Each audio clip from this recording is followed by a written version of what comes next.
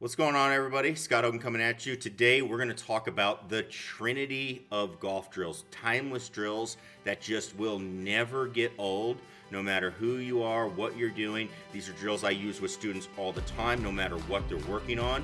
They are universal to the game, and the best part, they're cheap too. So let's get into it.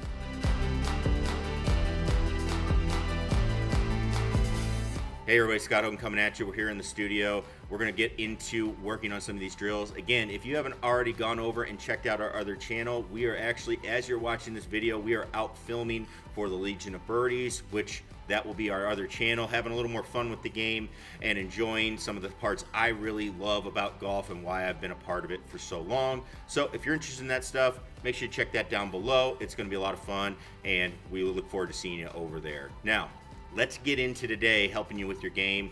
If you're somebody that has an at-home setup, if you're somebody that's just looking to get better at your game, these are the 3 drills that I think just will never get old as you're going through the game of golf. They're going to be timeless drills. So we're going to go through the Trinity of golf drills, as I would call them.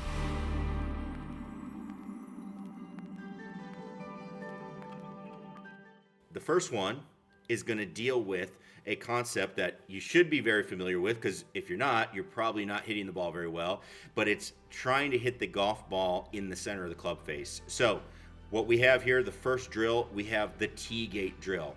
TGate drill is extremely easy. As it sounds, you just need 2 golf tees. So something that you already should have in your golf bag, or if you don't, you can get a whole bunch of them for $1 if you go to some stores or go online and get a ton of them. So what we're doing with the TGate is very simply, depending on whether you're using your putter, you're using short game, you're using your irons, driver, you can do it if you have some taller tees, that would help. But all we're doing is we are setting a TGate on the sides of the golf ball that are just a little bit bigger than the golf club head. What are we working on here? As we are going through into impact, very simply, we want to work on not hitting the tees.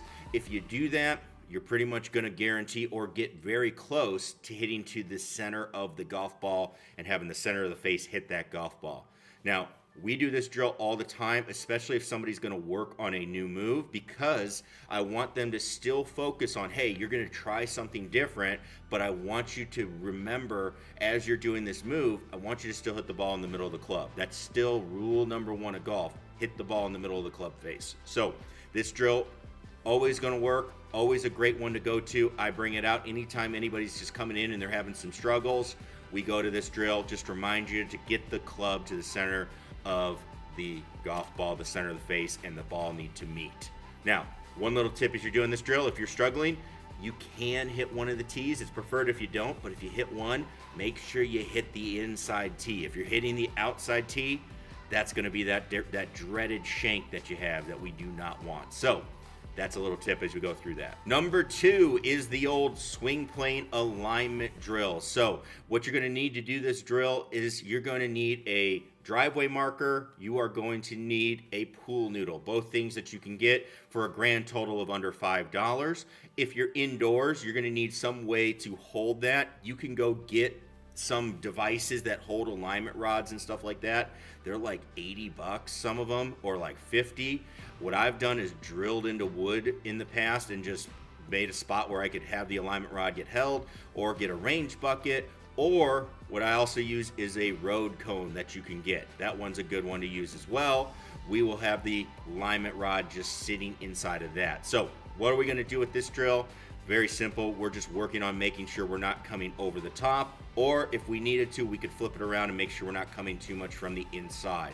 You're going to set that alignment rod up behind you. You're going to make some swings and get that alignment rod into position, and then you're going to work on not hitting it. The pool noodle is there to give you a little bit of padding, so if you hit the stick, it's not going to make this loud noise, or you're not going to hurt yourself or your club. You also can use the pool noodle to extend the alignment rod and make the contraption a little bit taller if you need to. So gives you a little bit of flexibility in how it works. But another drill, just working on getting the club and feeling how our body moves to swing the club more on plane.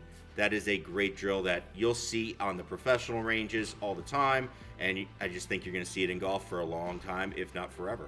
And the last drill we are going to talk about, and this one is also another one you're going to see all the time on ranges, at professional events, at high quality amateur events, collegiate events. This is one of the best drills. It's one I love to use. It's one I learned from my mentor, Mike Malaska. He would not let me teach a day without having some way to tell your start line, and that is just simply the driveway marker start line drill. Sounds fancy, complicated. It is the simplest drill to do. All you need is a driveway marker, again, probably $2 or less if you go to Lowe's or Home Depot. All you're going to do is you're going to walk out about 2 to 3 steps. You're going to place the driveway marker in the ground. I also will pair this with a pool noodle sometimes because I want to have a little bit of feedback if it gets hit, stuff like that. You don't have to do that, but what you're going to do is just put it out in front, and you're going to decide where you want that golf ball to start. If you're somebody that's trying to start it straight, try to hit the thing. If you're somebody that's trying to start it with a draw or a fade, well, if you're trying to draw it as a righty, I need to go to the right and I need to work it back. If I'm starting to fade, I need to go to the left and I need to work it back. Just giving yourselves some type of alignment aid to help you focus on where you're starting the ball. I love this more. You'll see I never really do the feet, putting the alignment rod on the feet. I'm not a big fan of doing that for a lot of reasons, but I love working on alignment as far as understanding how to get the club pointed at your target, where you want it to go, and starting the ball there. One little note as you're doing this, you do have to make sure it's lined up at your target that you're going at. So take your time setting it up, get it correct. It's going to make a world of difference in your game. So that's it. Those are the 3 Trinity drills there that are going to be around forever, I feel like. And they're ones that, they're so good. They've made it and stayed at the professional level. And it's usually what really good players are working with. So they're cheap.